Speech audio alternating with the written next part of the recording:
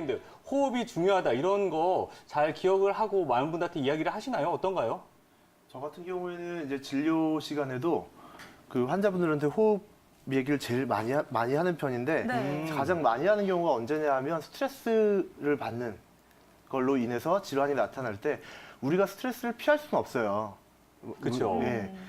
스트레스를 주는 사람들은 대부분 내 주변에 있는 사람이고 또는 내가 그 환경에 있기 때문에 스트레스를 피할 수 없으면 그 스트레스를 어떻게 해서든 해소를 해야 되는데 뭐 운동을 한다든지 음악을 듣는다든지 이렇게 적극적인 방법으로 뭔가 스트레스를 해소하셔도 괜찮지만 호흡만으로도 스트레스가 풀리기도 합니다. 왜냐하면 우리가 이제 복식 호흡을 하게 되면 우리 횡격막을 움직여서 이 호흡을 하는 걸 복식 호흡이라고 하는데 그렇게 되면 여기는 미주신경이 많이 자극이 돼서 우리 몸의 부교감신경이 활성화되기 때문에 스트레스로 인해서 항진된 교감신경을 어느 정도 억제하고 진정하는 그런 효과가 있어서 제가 환자들한테는 스트레스를 피할 생각 만약에 못 피한다면 호흡을 복식으로 하세요라고 말씀을 많이 드리는 편입니다. 코로 호흡하는 게 중요하다고는 알고 있지만 이게 또 안 되시는 분들이 있어요. 맞아요. 이런 분들은 어떤 좀 치료를 받으면 도움이 될 수 있을까요? 이제 비염으로 코가 막히는 경우에 이제 한의학으로는 비색이라는 표현을 쓰거든요. 코가 막혔다, 막힐 색자를 써서 비색이라고 하는데 그것도 한의학에서는 여러 가지 방법으로 해결을 하고 있어요. 예를 들어서 우리 몸이 기운을 위로 두면부로 올리지 못해서 코가 막히는 경우에는 기운을 위로 끌어올려서 코를 뚫어준다든지 아니면 한의학에서는 또 대변이 막혀도 또 비색이 올 수 있다고 보거든요. 뭐 생각하시면 되냐 하면 우리가 날계란을 먹을 때 한쪽만 뚫으면 잘 안 나오잖아요. 그것처럼 대변이 잘 나가지 않아도 그 반대편에 있는 구멍인 코의 구멍이 잘 뚫리지 않아서 비색이 오기 쉽다라고 얘기를 하고 있어서 그때는 변비가 심하고 대장에 열이 있는 사람에겐 대장의 열을 꺼서 대변을 내보내주는 처방을 쓰기도 하고 그 외에도 여러 가지 방법으로 우리가 비색을 해결해 줄 수 있습니다. 그래서 비염으로 만약에 구호흡을 할 수밖에 없는 분들은 한의원에 가서 보다 근본적인 치료를 받으시면 훨씬 입으로 숨 쉬는 것보다 코로 숨 쉬면 너무 좋습니다.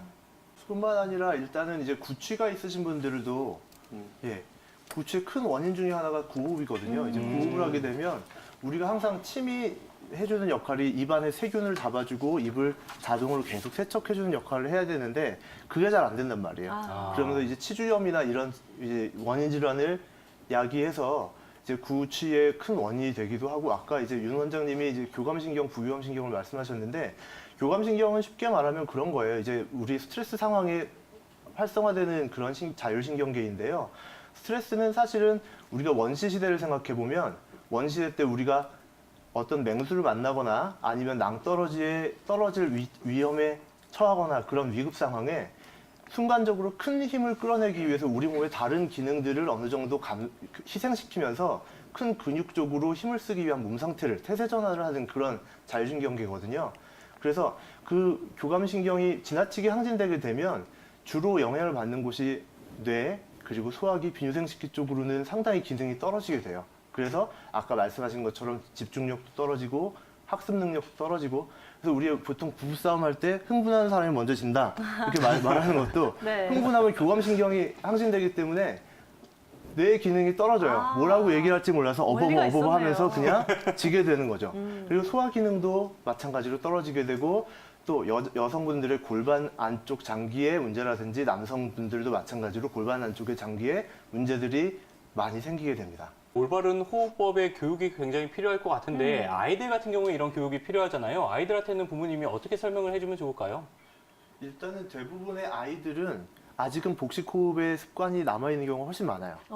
왜냐하면 우리가 태아들은 무조건 복식 호흡을 하거든요. 그러면 점점 크면서 에너지 소모가 큰 복식 호흡보다 점점 에너지 소모가 작은 흉식 호흡 쪽으로 옮겨가는 거거든요.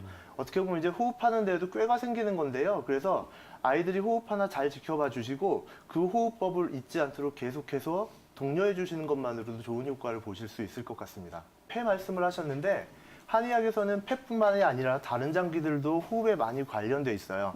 예를 들면 우리가 말하는 신은 우리 몸의 수납을 담당하거든요. 우리 몸에 들이는 것을 담당하기 때문에 가끔가다 그런 경우가 있어요. 이제 환자분들이 와서 숨을 쉴 때 숨이 탁 여기서 막혀서 더 내려가지 않는 것 같다라고 말씀하실 때는 아까 우리 윤 원장님이 말씀하신 인맥이 막혀 있는 경우도 있지만 신기가 부족하여서 우리가 기운을 깊이 못 들여 마시는 경우도 있고, 또 간주 소설이라고 해서 간은 우리 몸에서 뭔가 발산시키는 역할을 담당하거든요. 그래서 간의 기운이 떨어지면 날숨이 제대로 되지 않는 경우가 있습니다. 그래서 숨이 잘 쉬어지지 않는다거나 할 때는 그런 다른 장기들의 문제가 있는지 없는지도 보시면 좋겠습니다. 정희성 원장님, 이렇게 위 무력증으로 고생하시는 분들 나타나는 증상들, 이 밖에 어떤 것들이 있을까요? 예, 일단은 그 한의학에서 위가 담당하는 것은 강탁작용이라고 해서 우리가 음식 먹고 남은 조박, 찌꺼기들을 아래로 내려보내는 작용을 하게 되는데요.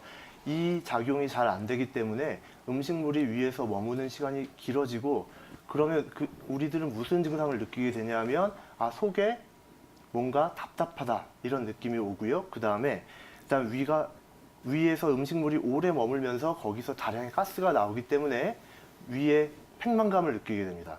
또 우리가 보통 이제 트름이라고 하면 밥을 다 먹고 나서 트름을 하는 건 너무나 당연한 얘기잖아요.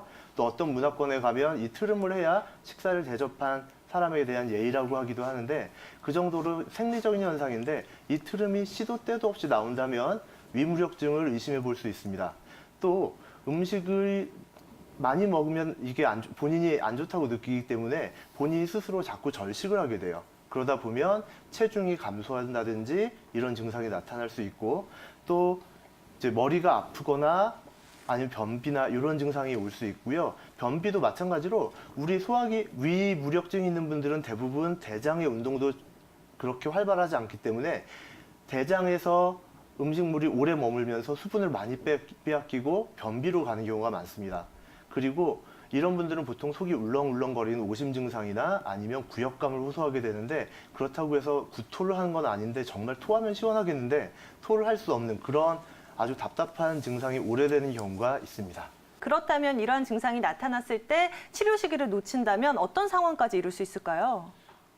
우선 그 위무력증이 있으신 분들은 위라는 거는 근육으로 된 주머니거든요. 여기 음식물이 아까 제가 말씀드린 대로 오래 머물게 되잖아요. 그러면 결국은 이 근육 주머니가 점점 아래로 처지게 되거든요. 이걸 우리가 위하수라고 하고요. 그래서 이 위무력증을 제때 치료하지 못하면 나중에 위하수가 올 수 있습니다.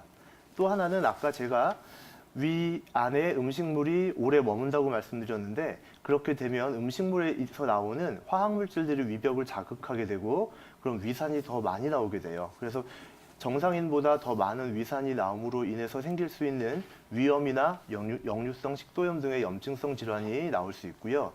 또 소화가 잘 안 돼서 적게 먹다 보니, 또 소화 흡수가 잘 안 되다 보니 자연적으로 영양의 흡수가 잘 안 되고 나중에는 영양이 떨어지는 영양실조까지도 올 수 있습니다.